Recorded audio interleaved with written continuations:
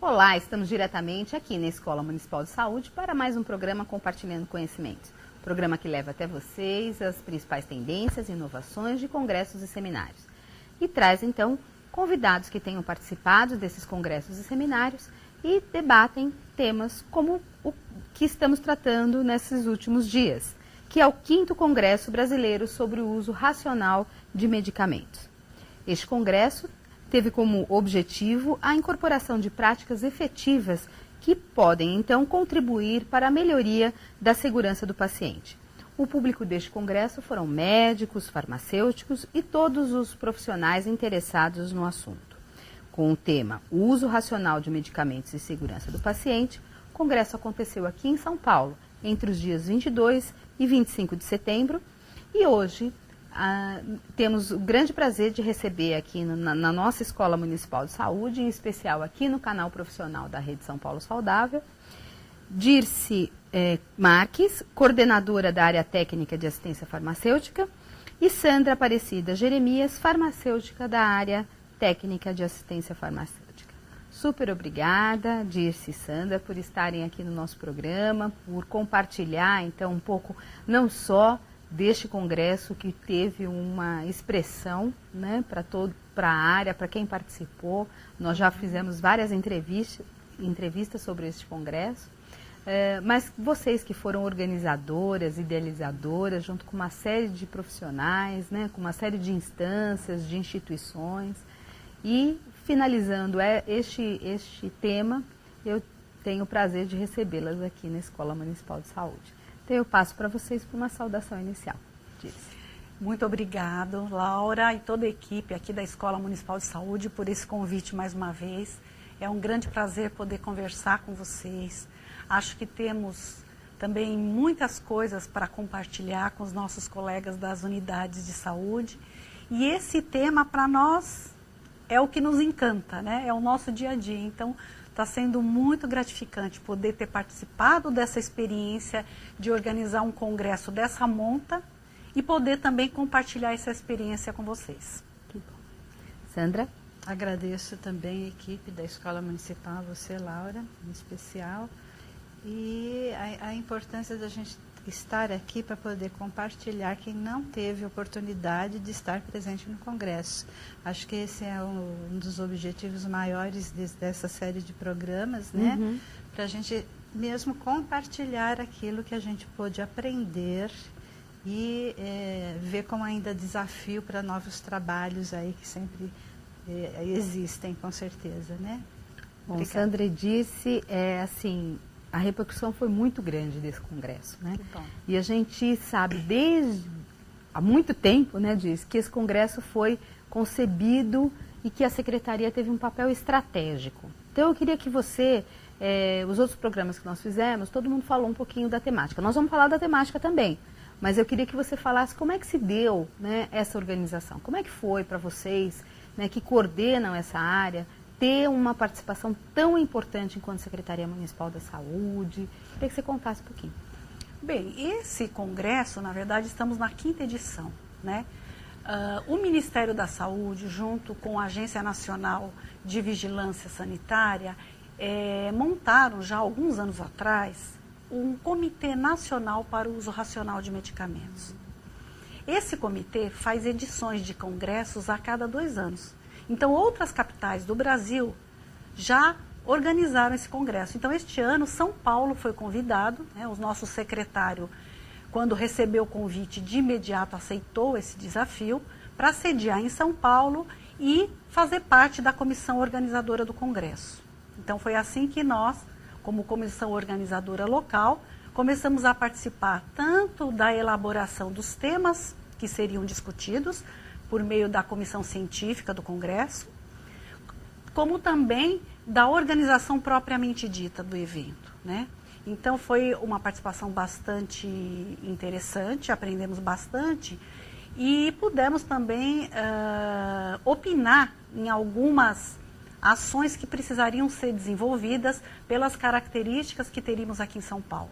Uma das principais diretrizes que discutimos juntos com o Ministério da Saúde e a Anvisa foi que deveria ser um congresso que agregasse o maior número possível de profissionais da equipe multiprofissional.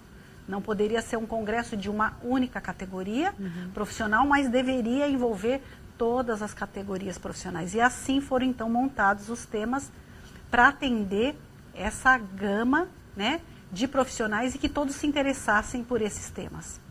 Agora, Sandra, quem é que estava envolvido além? Claro que a secretaria, né? Enfim, quem eram as instâncias que organizaram este congresso? Então, esse congresso, ele vem historicamente, né, desde 2005, sendo realizado em grandes capitais, e acho que consagrou uma aliança entre a Anvisa, a nossa Agência Nacional de Vigilância à Saúde, a OPAS, a Organização Pan-Americana de Saúde, e o Ministério da Saúde, através do Departamento de Assistência Farmacêutica, né?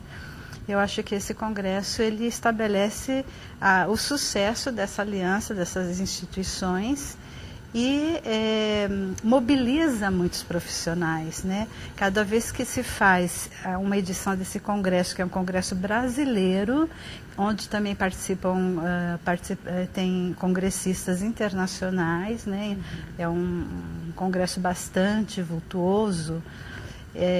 Eu acho que também mobiliza sempre as cidades onde ele é realizado. E não foi diferente com São Paulo, que tem uma expressão enorme, né? Nós fizemos um grande esforço para que, de fato, o diferencial desse congresso em São Paulo fosse congregar profissionais de outras categorias, que sempre foi a maioria em todos os congressos, foi de farmacêuticos. A gente queria muito que, para um avanço do tema mesmo, né, que envolve muito a prescrição, que tivesse a participação maciça de prescritores.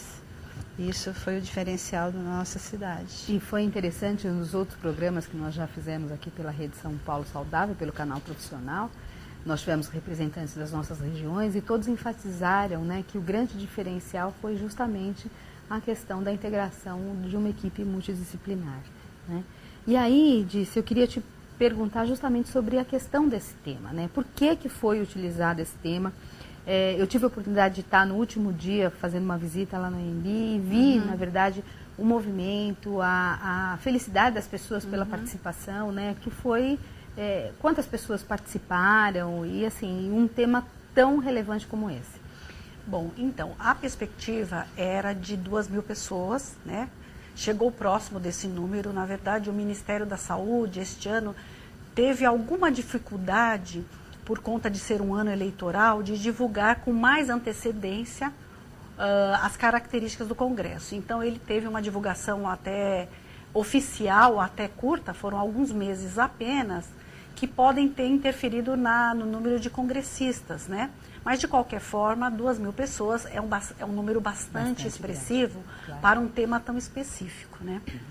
O tema, então, o uso racional, quando a gente pensa nesse tema, a gente deve pensar sempre em toda a cadeia, né, do cuidado em saúde. Então, a gente tem que pensar desde o momento em que um diagnóstico em saúde é determinado por alguma condição clínica que mereça a utilização de algum fármaco para recuperar a saúde de uma pessoa, né?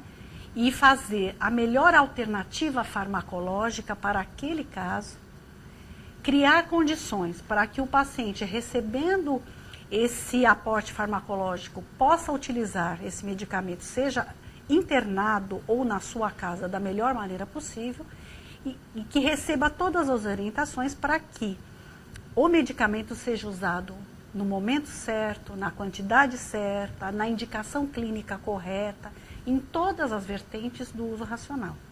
Então, quando a gente pensa, a gente tem que sempre pensar de que todos os profissionais de saúde em potencial estão envolvidos nesse processo. Desde aquele que fez um diagnóstico, até aquele que administrou o medicamento, até aqueles profissionais da equipe que, embora não lidem diretamente com o medicamento, podem identificar problemas no uso daquele medicamento, aquele profissional que dispensa o medicamento ao usuário e disponibiliza a ele algumas informações-chave para que esse paciente faça um uso adequado e, por fim, também que o paciente possa entender a importância do uso e que na sua casa, quando ele decida fazer uso contínuo, por exemplo, quando é um medicamento para uma doença crônica, por exemplo, ele faça de maneira consciente e saiba o que significa usar aquele fármaco ou não usar, porque a decisão é sempre do paciente, né? Então, é todo esse contexto que a gente procura abordar num congresso como esse. Então foram várias, apesar de ter esse eixo central, foram várias temáticas, não é isso, Sandra? E quais foram os principais temas? Eu sei que você coordenou uma mesa, enfim, queria que depois a gente vai falar especificamente sobre isso. Mas assim, que outros temas, né, derivados desse grande tema central foram abordados? Então, a segurança do paciente foi o eixo central desse congresso, né? Se a gente pensar no conceito de uso racional de medicamentos, tem tudo a ver com a questão da segurança do paciente, que é, na verdade, o objetivo maior da intervenção em saúde, né? Para que a gente pudesse organizar as discussões, a gente pensou em 3 temas centrais, que foi o de promoção do uso racional de medicamentos na questão do ensino e da pesquisa, que, na verdade, a formação do profissional já deve incluir a discussão desse tema, não é verdade?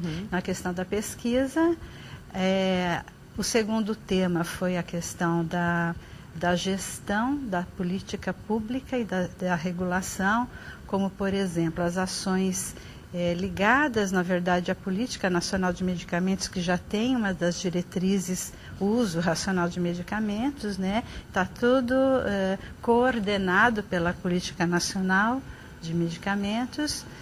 E, por exemplo, o uso de listas oficiais de medicamentos, a adoção de diretrizes clínicas, né, de protocolos, isso faz parte da gestão e da regulação. E o terceiro tema foi mais ligado aos serviços, que é a segurança do paciente nessa perspectiva da equipe multiprofissional, que todos estão envolvidos nessa intervenção, na verdade, né? E é muito interessante quando a gente fala muito sobre equipe multiprofissional, especialmente na promoção do uso racional, que até bem pouco tempo isso era, vamos dizer assim, uma propriedade do profissional médico, né? Ele faz o diagnóstico, ele faz a prescrição e a assistência farmacêutica provê o medicamento com orientação. E eu acho que é importante a gente destacar que, à medida que a gente aprofunda o tema da promoção do uso racional, a gente torna também mais democrática a questão da prescrição médica. Não é mais um tema ou um assunto onde apenas o médico está envolvido. Ele passa a compartilhar isso com a equipe. Isso é um processo que a gente está iniciando ainda, né? Eu acho que esse é um destaque muito importante quando a gente fala na equipe multiprofissional e na promoção do uso racional.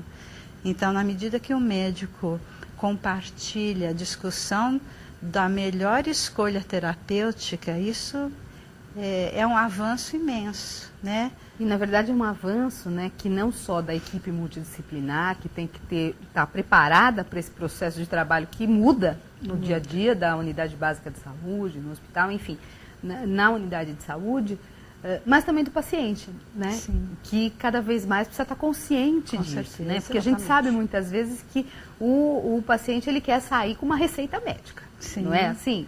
Ele vai e ele fala, olha, eu fui lá e olha, tenho essa receita. Sim. Não necessariamente ele precisa sair com uma receita, não é? Com certeza. Então é uma outra lógica também, Isso. que esse paciente também tem que estar preparado para que, de fato, aquela doença que naquele momento ele esteja passando, eventualmente pode não ser utilizado esse recurso. Com certeza. Né?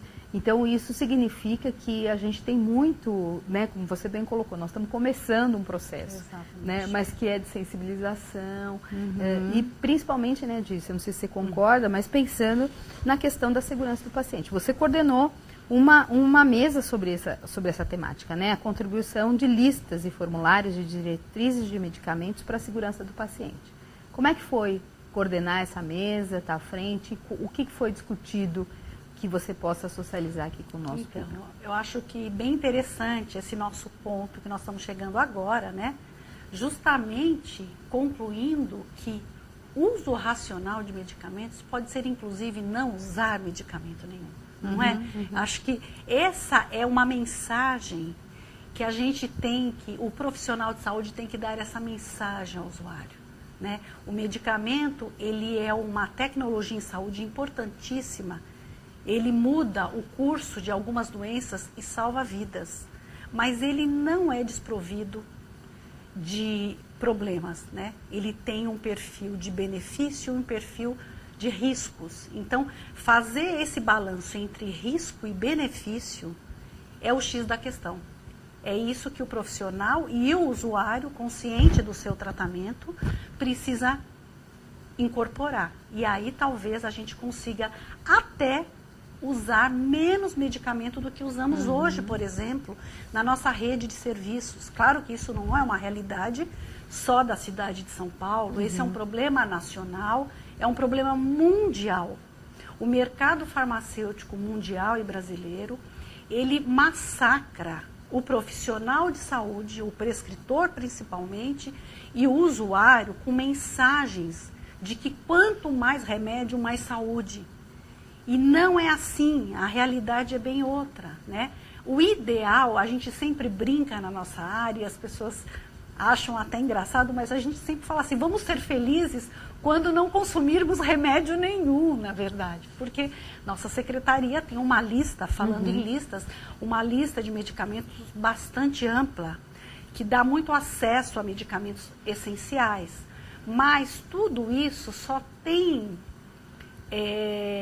atinge seu objetivo de racionalidade quando a gente consegue, de fato, associar a um cuidado em saúde, um tratamento farmacológico, de fato, que vai modificar e que vai trazer menos eventos adversos, menos iatrogenias para o paciente. Pense num paciente idoso que tem uma série de complicações em saúde e que toma, por exemplo, 7, 8 medicamentos ao mesmo tempo.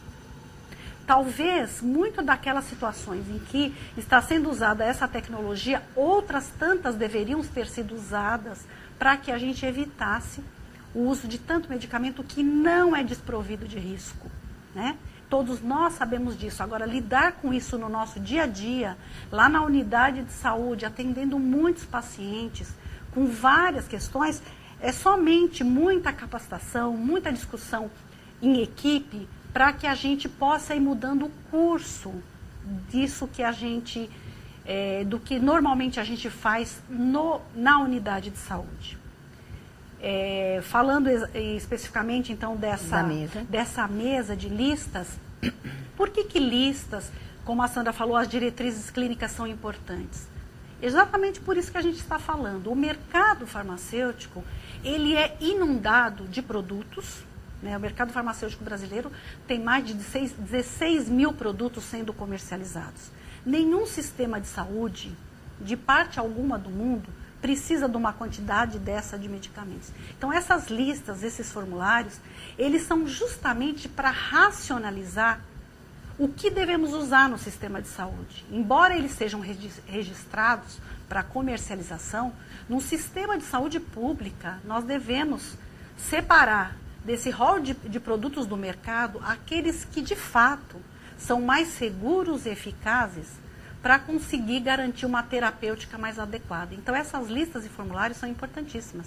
Essa mesa veio discutir em que pé que estamos hoje no Brasil na elaboração da Relação Nacional de Medicamentos Essenciais, e se isso está dando conta da problemática em saúde na questão farmacológica hoje no SUS. Então, era uma mesa justamente para a gente fazer um balanço dessa situação, dessas listas e diretrizes, e analisar o que nós precisamos melhorar. Essas listas estão de boa qualidade, as diretrizes clínicas, que são as condutas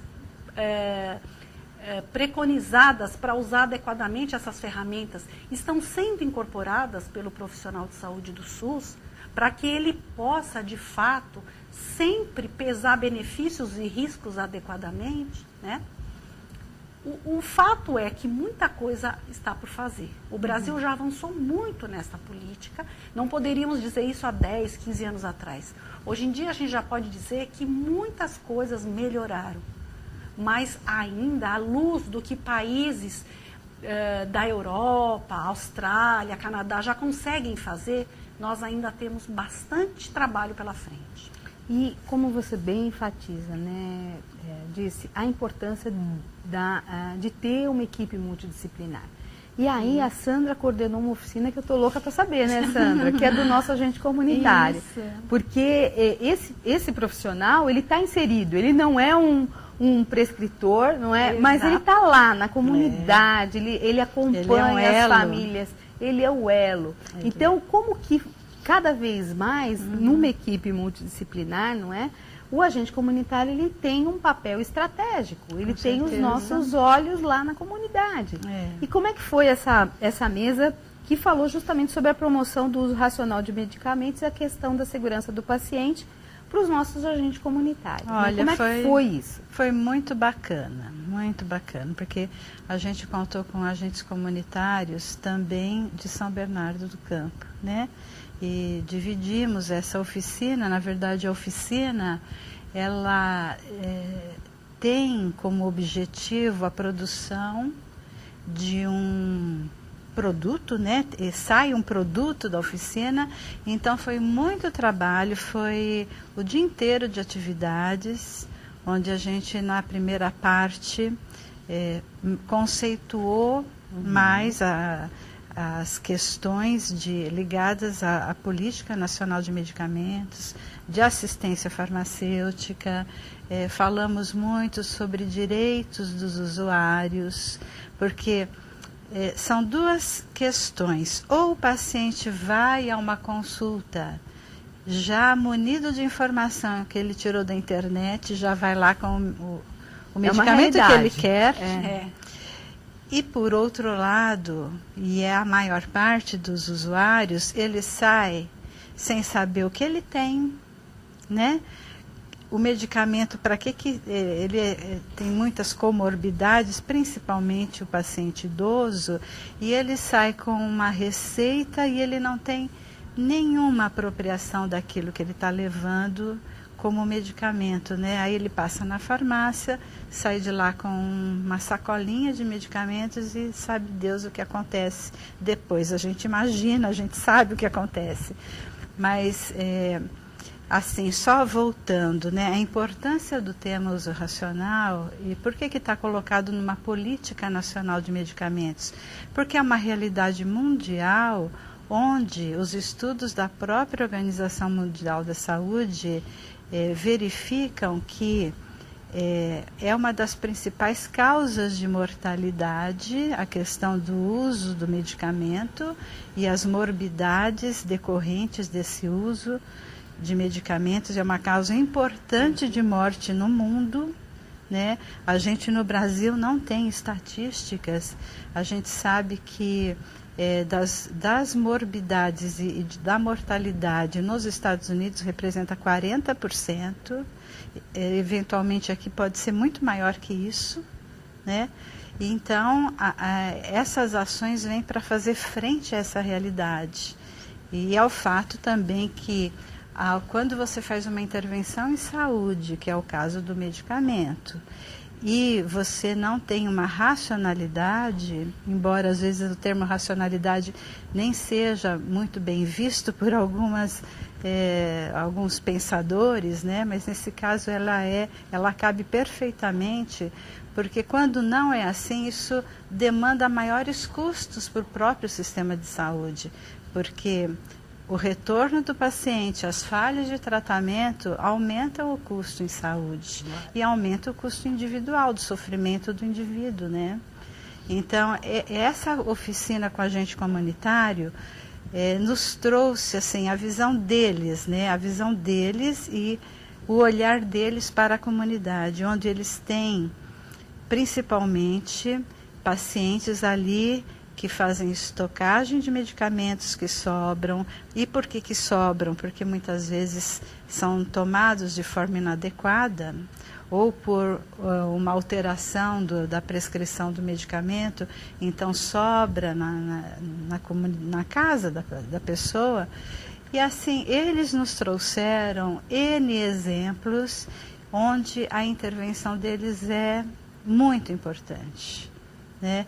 Então, a gente discutiu o direito do paciente de saber exatamente aquilo que ele está levando para casa, para que ele está usando aquele medicamento, porque ele tem que ter informação, né? Sem a informação, não é possível se ter adesão ao tratamento, onde se fala muito. E os estudos mostram que 50% dos pacientes com doenças crônicas usam os medicamentos de forma inadequada. Então, é muito importante a participação dos agentes comunitários como detectores de problemas, né? Eu acho que o objetivo principal da oficina foi desenvolver o olhar crítico deles em relação ao que eles enxergam dentro dos domicílios, né?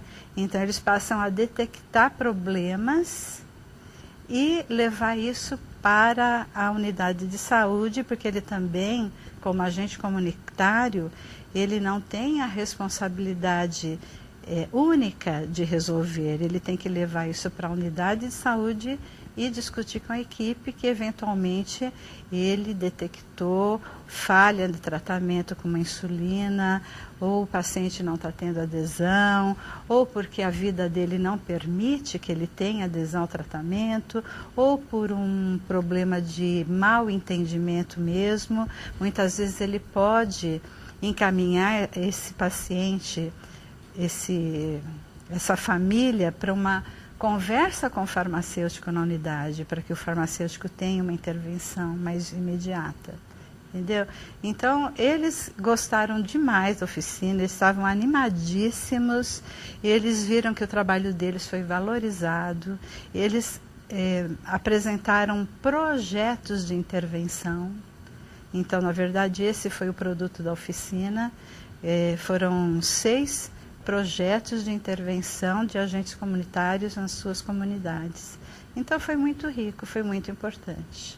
Eu fico feliz em saber disso, né, Sandra, até porque eu acabo também de chegar de uma viagem onde a gente apresentou um trabalho também dos nossos agentes comunitários, e eles têm essa percepção da importância, eles estão na casa das pessoas, acompanham as pessoas, e quanto mais eles estiverem familiarizados, né, com informações que vão melhorar a saúde da população, é fundamental, né? E aí eu queria contar para vocês que nós estamos fazendo agora no Compartilhando, começamos agora com essa temática do 5º Congresso, ouvindo pessoas na rua. Tivemos também a oportunidade de algumas questões, algumas pessoas fizeram algumas perguntas e nós respondemos, né, um profissional respondeu. E também eu gostaria que a produção passasse uma das questões que foi bastante abordada durante essas últimas semanas, que é a questão da automedicação. Vamos ouvir?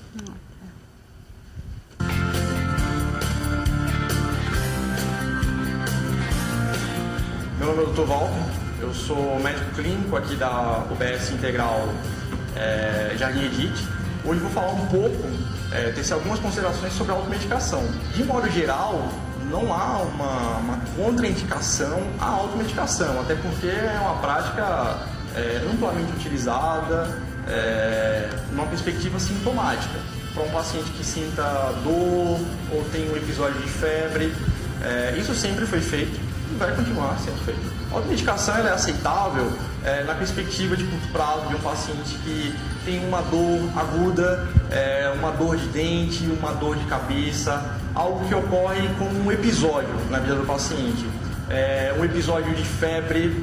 Por isso que a gente sempre ressalta, a automedicação ela pode ser feita? Sim, pode ser feita, mas sempre numa perspectiva de muito curto prazo e sempre buscando paralelamente auxílio e orientação médica. Bom, e aí? Dirce e Sandra, né? Eu acho que essa questão da automedicação, ela é um tema que daria outro programa para a gente conversar, certeza, não é? Com certeza. A respeito. Mas que eu acho importante essa fala, né? Que, aliás, eu agradeço toda a equipe do Jardim Edith, porque vários das perguntas vieram de lá, o pessoal da equipe foi até a nossa unidade básica de saúde integral. Enfim, queria ouvir a opinião de vocês a respeito dessa temática. Conceitualmente, a automedicação, ela é aceitável. Tanto é aceitável que nós temos vários medicamentos sendo comercializados que eles são isentos de prescrição, são comercializados dessa forma. Aqui no Brasil é um pouco mais complicado, né? Porque o mercado farmacêutico, o comércio farmacêutico, ele ainda não é organizado suficientemente para atender exclusivamente a automedicação, quer dizer, sem receita médica, por exemplo, e não vender aquilo que não pode ser vendido sem receita médica. Então, há uma certa confusão. Então, é delicado quando a gente diz, não, a automedicação não tem problema. De fato, para algumas situações, como já foi exemplificado pelo nosso médico lá do Jardim Edith, realmente é isso mesmo, né? O que a gente precisa fazer isso é com muito bom senso. E para a população poder fazer a automedicação com bom senso, ela tem que ser muito bem informada pelo próprio profissional de saúde, pelos meios de comunicação, de que aquilo é autolimitado e que não é para qualquer tipo de medicamento que a gente pode fazer a automedicação. Vou dar um exemplo, por exemplo, o antibiótico. Não há porquê, claro, hoje em dia já no Brasil já a venda sobre prescrição médica, ela está sendo mais vigiada, vamos dizer assim, sempre foi sob prescrição. Mas agora ela está mais vigiada porque tem um sistema que acompanha isso. De qualquer forma, não teria sentido um paciente fazer a automedicação de um antibiótico, de um medicamento imunossupressor, que a gente chama, por exemplo, um corticosteroide, um medicamento de tratamento de asma, por exemplo, né? Claro que alguns sintomáticos podem ser feitos, mas isso é educação em saúde. Então, cada vez mais, inclusive nesse aspecto da automedicação, o profissional de saúde, que também é aquele que está no balcão da farmácia, da drogaria, do comércio farmacêutico, deveria ser, né? Por isso que há um movimento no Brasil para que as farmácias do comércio farmacêutico sejam estabelecimentos de saúde, para que essa automedicação seja feita de forma consciente. E aí, nesse aspecto, não traz grandes problemas. Eu acho que é aceitável isso. O mundo todo faz isso de forma organizada. Bom, nosso tempo já está mais do que estourado, mas é uma pena. A gente poderia ficar falando aqui um tempão. Sim. Mas enfim, a gente já vai ter outro programa, né, disso que nós já combinamos, não é? Vamos. Mas independente disso, eu queria que vocês fizessem um balanço. Eu não posso fechar essa temática tão importante sem que vocês façam um balanço do que significou, não só de forma institucional, né, a participação da secretaria, mas também da aquisição para os nossos profissionais, né? Eu queria que vocês falassem um pouquinho a respeito. Bem, os nossos profissionais, eu não sei se eu cheguei a dizer que a secretaria, ela financiou inscrições para esse congresso, né? Então, 150 profissionais puderam ter a chance de participar e a secretaria arcou com os custos. Isso foi um incentivo grande para que os profissionais participassem, né?